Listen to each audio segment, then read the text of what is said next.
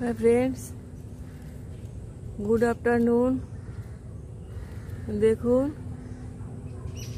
ও ক্লান্ত হয়ে এসে উঠে বসে পড়ল,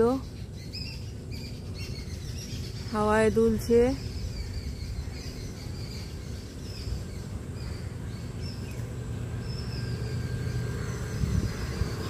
দেখুন ওর পাখাটা কত সুন্দর।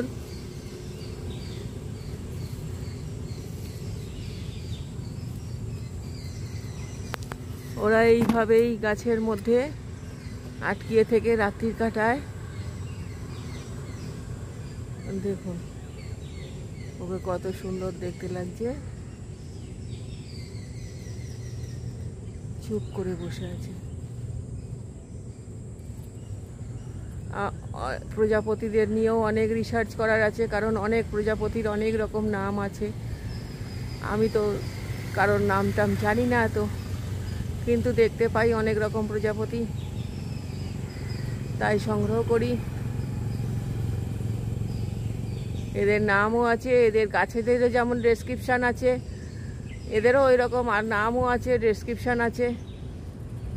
Thank you for watching. পাখনাটা দেখেছেন কত সুন্দর। ভিডিওটা ভালো লাগলে অবশ্যই একটা লাইক, শেয়ার, কমেন্ট করবেন। আমার চ্যানেলটাকে সাবস্ক্রাইব করবে, আমার পাশে থাকবেন।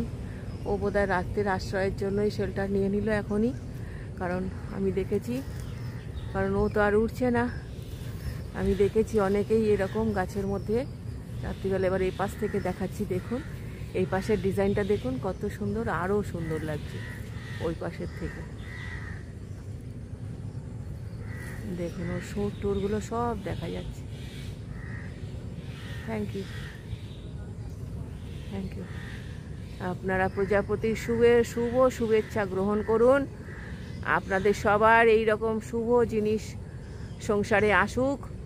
রথযাত্রার মধ্যে প্রভু আমাদের মধ্যে এসেছেন, জগন্নাথ দেব, তার সঙ্গে এইরকম একটা সুন্দর শুভ জিনিস ধরা দিল। আমার সামনেই ও উড়ে এসে বসে গেল, ঘুমোচ্ছে হয়তো, ঘুমানোর জন্য শেল্টার নিয়ে নিল হয়তো। Thank you.